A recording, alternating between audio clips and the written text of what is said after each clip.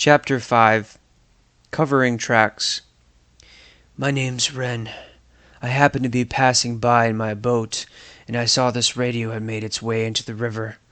So I heard a voice from this tunnel and thought someone might need help. Joshua was quick to respond. Yes, that's mine. Thank you.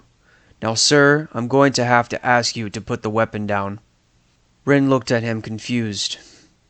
Oh, this? It's a katana. My father gave it to me when I was just a boy. I take it with me whenever I go hunting. That's great and all, but I am an armed officer, and I will not hesitate to shoot you if you try threatening me with that. Ha ha ha! Ren laughed. Are you sure you're armed? Why don't you check your belt? You seem to lose things easily. Joshua stumbled backwards, clutching to his belt. He was in utter disbelief.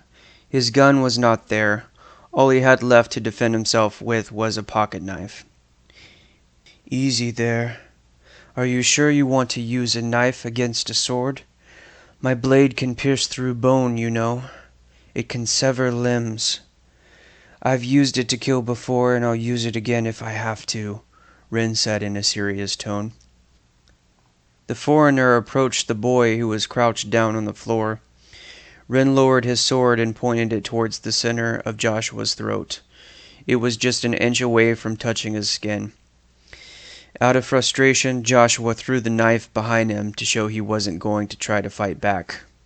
He had no choice but to surrender to this man who he knew nothing about. It was his only hope of survival. There was no way he could win this fight. You've made a good decision. I see you value your life. There's nothing worse than underestimating your enemy. Looks like you passed that test, Ren explained to the boy. Just like you, I need to do what is necessary to survive. With that being said, I cannot let you go. You know too much. Joshua's eyes widened as he began to speak. You killed, Ren interrupted. Yes, I killed those Cajun thugs. But believe it or not, I didn't do that, he said, pointing to the writing on the wall. Everything you said to me is a lie. You didn't just come across my radio. You were checking up on the scene of the murder, the one dealt by your hands. Without a shred of emotion, Ren responded to his remarks. Deception is the key to survival. Use it sparingly, and you'll live a full life. I don't need to be taught a lesson from a murderer, Joshua shouted. I've let you talk enough. Now it's time to shut you up. Ren reached into his pocket and pulled out a piece of cloth and some rope. Joshua wanted to run, but there was nowhere to go. If he tried to get around Ren, he would surely meet the impact of his blade. He was indeed terrified and utterly defenseless. First, Ren tied the piece of cloth around Joshua's mouth. He then tied the cop's arms and legs together with the rope. Joshua felt an unbearable tightness in his wrists and ankles. He was restricted from any free movement. His mouth was covered to the point he was barely audible. With muffled words, Joshua shouted something indecipherable.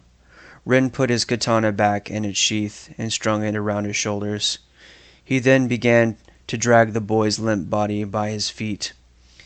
His head, halfway covered in water, slid against the hard surface, bumping against rocks occasionally. Joshua spotted the opening to the tunnel as he heard the sound of the river getting closer.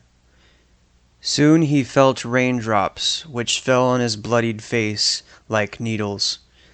Ren stepped down into his boat, which was docked directly underneath the entryway. He then picked the boy's body up and placed it in the boat. Joshua stared up at the night sky, which was obscured by the moss-covered trees. There wasn't one visible star in the sky, nothing he could look up to for hope. Then there was complete blackness. Ren had covered his body with a sheet of cloth. Joshua heard the motor start as the boat began to move.